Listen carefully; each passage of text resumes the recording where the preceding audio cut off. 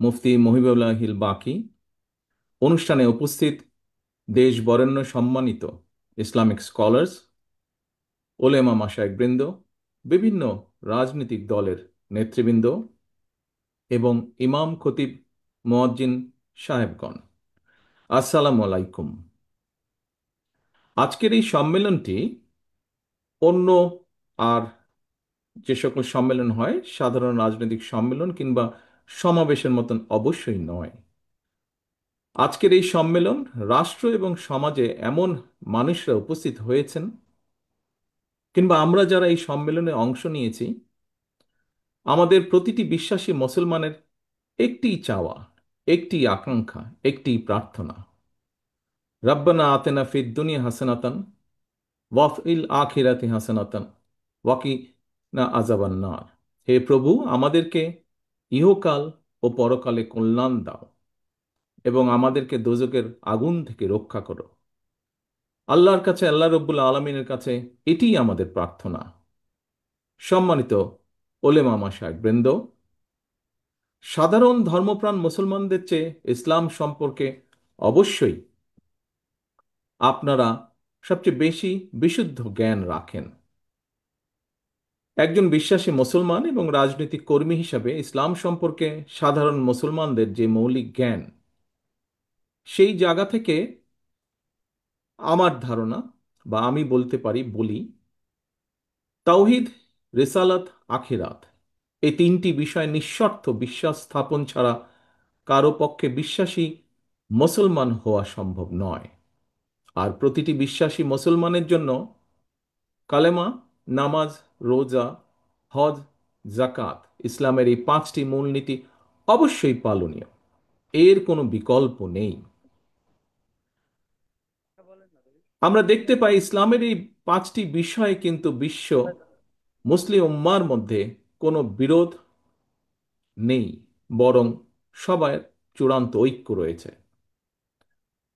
তবে ব্যক্তি এবং সমাজ জীবনে এইসব বিধি বিধান, বাস্তব প্রক্রিয়া পদ্ধতি নিয়ে কিংবা হীন দলীয় স্বার্থে ইসলামের রাজনৈতিক ব্যবহার নিয়ে ইসলামিক স্কলারদের মধ্যে মাঝে মাঝে আমরা মতবিরোধ এবং ভিন্ন মত দৃশ্যমান দেখি। একটি রাজনৈতিক দল হিসেবে বিএনপি মনে করে আল্লাহর উপরে পূর্ণ আস্থা ও বিশ্বাস এবং মহানবীর শান এবং মান সমুন্নত রেখে ইসলাম নিয়ে গবেষণায় নিঃসন্দেহে কোনো বাধা নেই। তবে ধর্মীয় ইস্যু নিয়ে বিরোধ কিংবা ভিন্ন মত অথবা হীন দলীয় রাজনৈতিক স্বার্থে ধর্মীয় বিধানের উদ্দেশ্যমূলক ব্যাখ্যা কখনো কখনো সমাজে অস্থিরতা সৃষ্টির কারণ হয়ে ওঠে।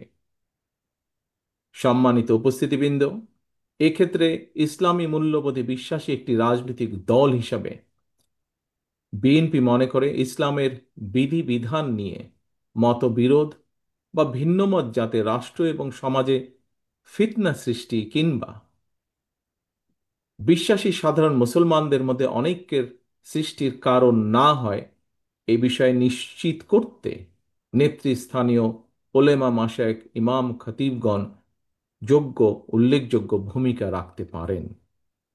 সম্মানিত ওলেমা মাশায়েখ বৃন্দ, ইসলামী মূল্যবোধের আলোকে বিএনপি এমন একটি কল্যাণমূলক সমাজ, সরকার এবং রাষ্ট্র ব্যবস্থার পক্ষে যে রাষ্ট্র ও সমাজে মুসলমানগণ নিঃসংকোচে কোরআন সুন্নাহর অনুযায়ী নিজেদের জীবন পরিচালনা করতে সক্ষম হবেন, নির্ভয়ে নিরাপদে এবাদত বন্দিগি করতে পারবেন।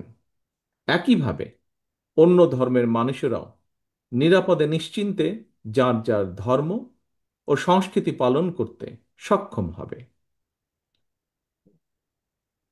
সম্মানিত উপস্থিতিবৃন্দ, বিএনপি কখনোই ইসলামের মূলনীতি কিংবা মৌলিক বিশ্বাসের সঙ্গে আপোষ করেনি, ইনশাল্লাহ ভবিষ্যতেও করবে না।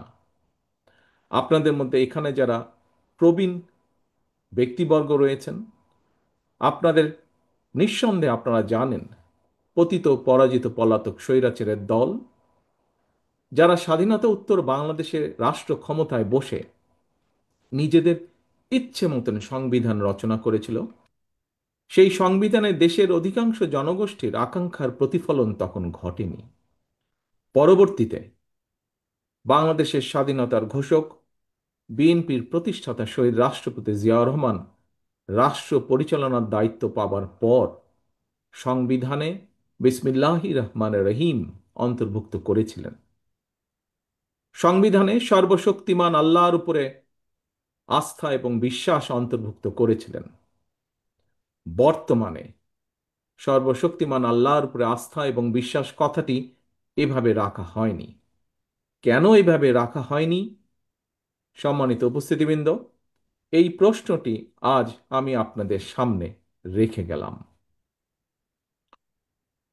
সম্মানিত আলেম ওলেমা মাশায়েখবৃন্দ, বিএনপি বরাবরই ইসলাম এবং মুসলমানদের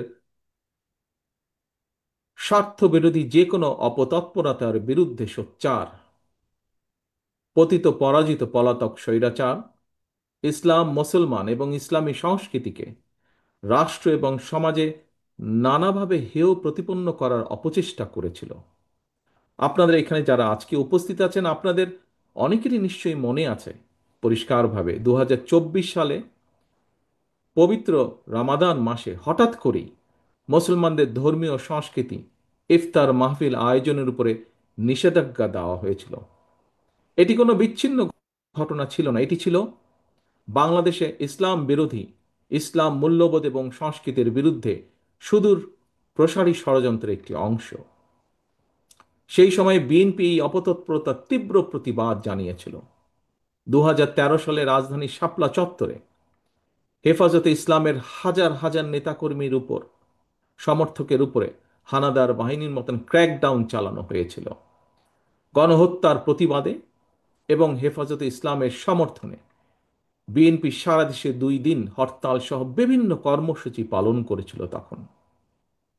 সম্মানিত উপস্থিতিবৃন্দ, যে কোনো পেশা কিংবা চাকরির ক্ষেত্রে সার্টিফিকেটের গুরুত্ব বিবেচনা করে কাওমি মাদ্রাসা শিক্ষার্থীদের সর্বোচ্চ ডিগ্রি দাওরে হাদিস অর্থাৎ তাকমিল সনদকে মাস্টার্স সমমানের স্বীকৃতি দেওয়ার উদ্যোগ 2006 সালে বেগম খালেদা জিয়ার সরকারের আমলেই নেওয়া হয়েছিল। সম্মানিত ইমাম এবং খতিবগণ, দেশে বর্তমানে কাওমি ও আলিয়া সরকারি, বেসরকারি কিংবা নিবন্ধিত বা অনিবন্ধিত সব মিলিয়ে বিভিন্ন পর্যায়ের 50,000-এরও বেশি মাদ্রাসা রয়েছে। এসব মাদ্রাসায় লক্ষ লক্ষ শিক্ষার্থী পড়াশোনা করছেন।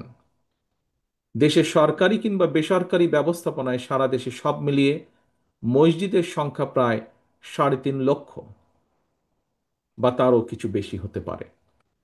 এই মসজিদগুলোতে কম বেশি প্রায় 17 লক্ষ ইমাম, খতিব, মুয়াজ্জিন ধর্মীয় দায়িত্ব পালন করছেন। লক্ষ লক্ষ মসজিদ, মাদ্রাসা, ইমাম, মুয়াজ্জিন, মাদ্রাসা শিক্ষার্থীকে রাষ্ট্রীয় অগ্রগতিমূলক কার্যক্রমের বাইরে রেখে দেশে কখনোই টেকসই উন্নয়ন করা সম্ভব নয়। এবং এই বাস্তবতা থেকে বিএনপি আগামী দিনের কর্মসূচিতে এ ব্যাপারে সুনির্দিষ্ট কর্মপরিকল্পনা গ্রহণ করেছে। সম্মিলিত ইমাম খতিব পরিষদের আজকের এই সম্মেলনে আপনারা আলেম ওলেমা, ইমাম, খতিব ও মুয়াজ্জিনদের স্বার্থ সংশ্লিষ্ট বেশ কয়েকটি দাবি উপস্থাপন করেছেন। আপনাদের উপস্থাপিত দাবিগুলোর বেশ কয়েকটি দাবি অগ্রাধিকার ভিত্তিতে পূরণ করার সব রকম সুযোগ রয়েছে বলে আমি মনে করি। আপনারা ইমাম, খতিব, মুয়াজ্জিনদের জন্য সার্ভিস রুল প্রণয়নের দাবি জানিয়েছেন। আপনাদের এই দাবিটি অত্যন্ত যৌক্তিক। অনেক মসজিদে মসজিদ কমিটির ইচ্ছা অনিচ্ছার উপরে ইমাম মুয়াজ্জিনের চাকরি নির্ভর করে। আমি মনে করি এটি হওয়া উচিত নয়, এটি হতে পারে না। এটিকে আমি ইমাম মুয়াজ্জিনদের বিরুদ্ধে অন্যায্য আচরণ বলে মনে করি। ইনশাল্লাহ, আল্লাহর রহমতে বিএনপি রাষ্ট্র পরিচালনার সুযোগ পেলে সার্ভিস রুল প্রণয়নের ব্যাপারে অগ্রাধিকার ভিত্তিতে বাস্তবায়নের উদ্যোগ বিএনপি সরকার গ্রহণ করবে ইনশাল্লাহ। উপস্থাপিত অন্যান্য দাবিগুলো বাস্তবায়নের জন্য কার্যকর উদ্যোগ বিএনপি সরকার ইনশাল্লাহ গ্রহণ করবে। তবে সম্মানিত উপস্থিতিবৃন্দ, প্রতিটি দাবি বাস্তবায়নের ক্ষেত্রে সংশ্লিষ্ট ব্যক্তির যোগ্যতা এবং অভিজ্ঞতা নির্ধারণ করে আপনারা নিজেদের উদ্যোগে এক বা একাধিক কমিটি গঠন করে প্রতিটি দাবির বিপরীতে সুনির্দিষ্ট সুপারিশ তৈরি যাতে করতে পারেন তার জন্য তৈরি করে যদি আমাদেরকে দেন, তার জন্য আপনাদের প্রতি বিনীত আহ্বান জানাই। সম্মানিত ইমাম এবং খতিব সাহেবগণ, বিএনপি বিশ্বাস করে সারা দেশে ইমাম, খতিব, মুয়াজ্জিমগণ প্রত্যেকেই এক একজন সমাজ সংস্কারকের ভূমিকায় অবতীর্ণ। নানা সীমাবদ্ধতার মধ্যেও আপনারা মানুষের নৈতিক এবং আত্মিক শুদ্ধির জন্য নিজেদের সময় ব্যয় করেছেন বা করছেন। ধর্মীয় মূল্যবোধে উজ্জীবিত একটি নৈতিক সমাজ গঠনের জন্য এটি আপনাদের একটি প্রশংসনীয় অবদান। সুতরাং বিএনপি মনে করে সমাজ সংস্কারকের ভূমিকা পালনকারী ইমাম, খতিব, মুয়াজ্জিনগণ যারা আর্থিকভাবে পিছিয়ে রয়েছেন তাদেরকে অবশ্যই প্রয়োজনীয় আর্থিক সহায়তা প্রদান রাষ্ট্রের দায়িত্ব। এমন বাস্তবতায় ইমাম, মুয়াজ্জিনদের মধ্যে যারা আর্থিক টানাপোড়েনে রয়েছেন তাদেরকে প্রতি মাসে রাষ্ট্রীয় তহবিল থেকে একটি নির্দিষ্ট পরিমাণ সম্মানী ভাতা দেবার ব্যাপারে বিএনপির একটি পরিকল্পনা রয়েছে।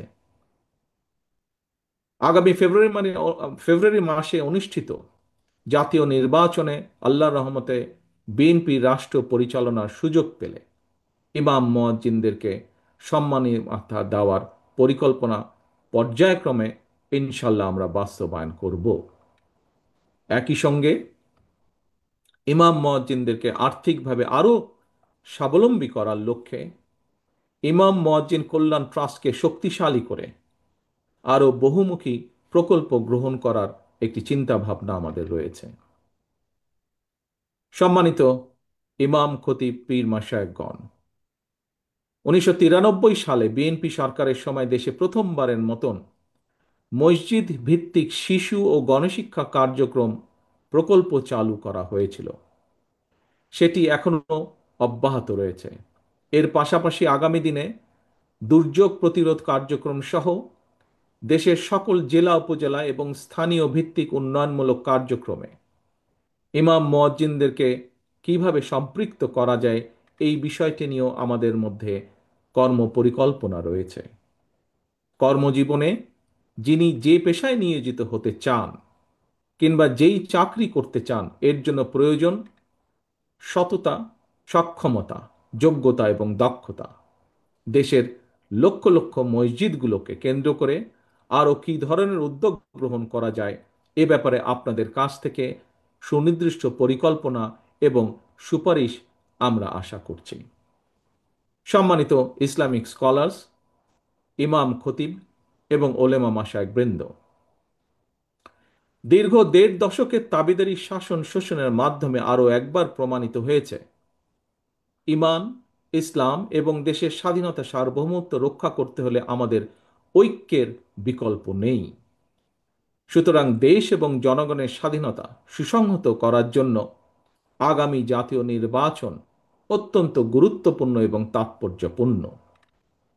প্রিয় দেশ বরেণ্য, সম্মানিত ওলেমা মাশায়েখগণ, একজন বিশ্বাসী মুসলমান হিসাবে এবার আমি আমার একটি প্রত্যাশার কথা আপনাদের সামনে ব্যক্ত করতে চাই।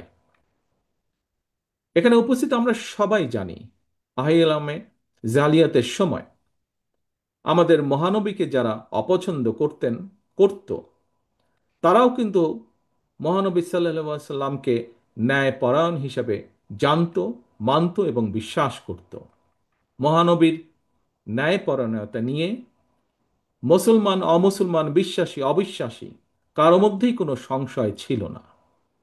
মহানবীর সেই ন্যায়পরায়ণতা আদর্শ সমুন্নত রেখে রাষ্ট্র এবং সরকার পরিচালনায় বিএনপির মূল মন্ত্র হবে ইনশাল্লাহ ন্যায়পরায়ণতা। মহানবীর ন্যায়পরায়ণতার আদর্শে উজ্জীবিত একটি ইনসাফ ভিত্তিক বাংলাদেশ গড়ার লক্ষ্যে আগামী নির্বাচনে বিএনপি দেশের সকল সম্মানিত ইমাম, খতিব, মুয়াজ্জিন, আলেম, ওলেমা, পীর মাশায়েখদের দোয়া এবং সমর্থন চায়। পরিশেষে আমি আপনাদের কাছে দোয়া চাই, আমার মায়ের জন্য দোয়া চাই, আমার দলের নেতা কর্মী সমর্থক এবং সর্বোপরি দেশবাসীর জন্য দোয়া চাই।